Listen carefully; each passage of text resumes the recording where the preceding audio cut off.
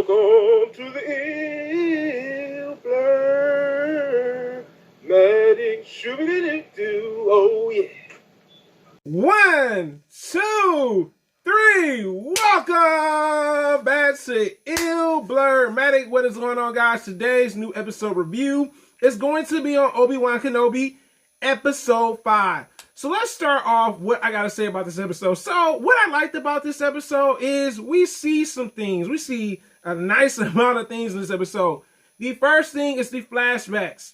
We see Obi Wan Kenobi and Anakin training, you know what I'm saying, at the Jedi Temple and stuff. I thought that was really cool that they had the angle of Obi-Wan in the times and also Anakin in better times, before he became Darth Vader. So I did like that about the episode. I was like, man, this is cool that they threw some flashback sequences in here. Also, we know that Princess Leia has been rescued due to Tala and also some of Roker's friends, and now they're arriving back on that actual freaking planet. But the problem is, Darth Vader is not going to stop until he gets Obi Wan Kenobi, okay? So that was the one thing I did like about this episode. I love how determined that he was. Also, we see, third sister becoming an Inquisitor. I thought that was really cool.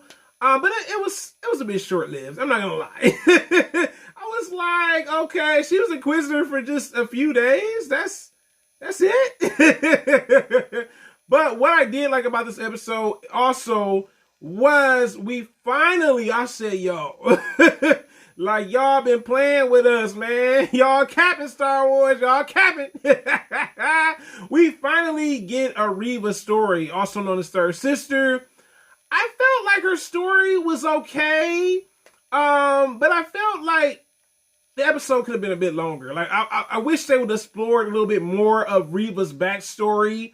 And I was like, like I know she's a survivor of the younger Jedi. Anakin didn't kill her; she faked her death. Very decisive, not decisive, very witty. Excuse me. That's a witty move.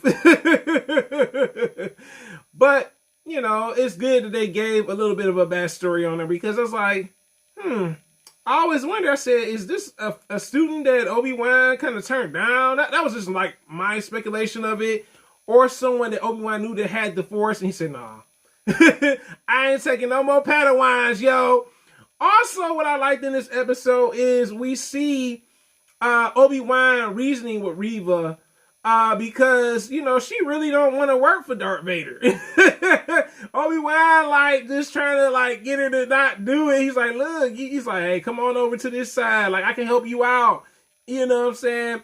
Also, what I loved in this episode, we see pretty much how they did a diversion. What I loved about the diversion, when Darth Vader did come to the freaking planet, he's using the Force to tear this spacecraft open. And I love how the other ship just got away with Obi-Wan and all of them in there. You know what I'm saying? Let's talk about the other thing too. I forgot to mention.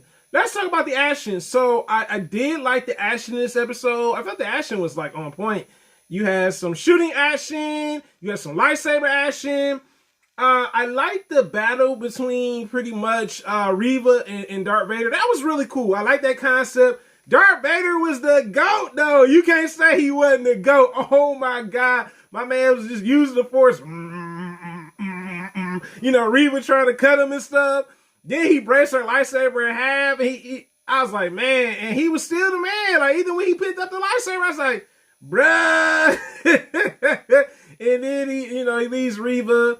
And I love how they introduce the previous Inquisitor in this episode. I was like, he's still alive? And I felt like they could have did a little bit more with that. I wanted to know what led to them trying to bring him back. Because remember, Reva was the one that stabbed him with the lightsaber. So I was like, huh? But then I was like, okay, you can always get what you want, right? Let's talk about Princess Leia. I like in this episode, Princess Leia finds out her little droid is corrupt and everything. They have her do a little job, because she's a little smaller. childlike that can go into the system to pretty much reset the wiring on the planet that they're on. Also, the most surprising thing to me, and I gotta be honest, I was like, no, Tala! Tala's death, man.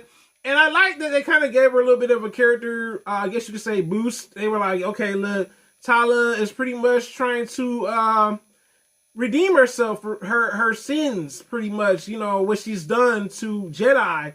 And she confirms that to Obi-Wan. And I was like, I always wanted Obi and Tala to be together at the end, you know what I'm saying? Yeah, the stormtroopers killed her. And poor Obi-Wan, boy. Obi-Wan just losing people left and right, bro. I'm like, oh my God. And I, you know, it's interesting because let me share this with you since I know now. Originally, Tala was supposed to be a love interest for Obi-Wan, which I thought was really cool. I was like, that could have worked. I can honestly see that because, like, when she introduced herself to Obi-Wan, she's like, Tala, Obi-Wan. No, Ben. Excuse me, Ben. Also, in this episode, what I thought was really cool was pretty much the, you know, pretty much how they figured out how to stop these stormtroopers and everything. I love how Obi-Wan kind of sacrificed himself as a pawn to, you know what I'm saying, to protect all these other people literally on this planet. I was like, Obi-Wan the man, yo. He like, look, man, he only want me. He don't want y'all, bruh. He don't want y'all. You know what I'm saying? So I did like that he put himself out there on the line to, you know, come, you know, pretty much to the rescue of everybody else. And I gotta say, this episode, you know what I'm saying, despite certain things I didn't want to see, I thought it was a solid episode. I'm not gonna lie. Like I said, it was definitely interesting how they used Princess Leia. Also, I forgot to mention the fake Jedi was back. He was kind of pretty much Princess Leia, babysitter. And I like how the episode ended. We see Obi-Wan knowing that I think pretty much that Reva is still alive. She's injured with a lightsaber wound on the planet and stuff. You know, and she's the only one left on that planet. Also, what I liked in this episode is pretty much when he left, you know, we see a young Luke Skywalker towards the end of the episode.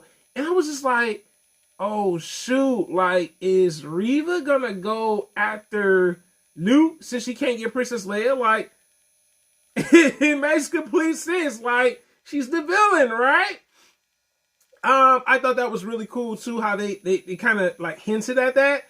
Also, I think this episode for me showed us that Obi-Wan is no longer Ben. Same OG. No, you ain't Ben no more, bro. You Obi-Wan, bro. You Obi-Wan, bro. But this is your boy, Ill Blur. Maddie, guys, I hope you enjoyed the review on this episode. You tell me in the comments, guys, have you seen the latest episode of Obi Wan Kenobi? Episode 5. You tell me in the comments, guys. Thanks for supporting. Thanks for commenting and liking. Have a great day, and I'm out.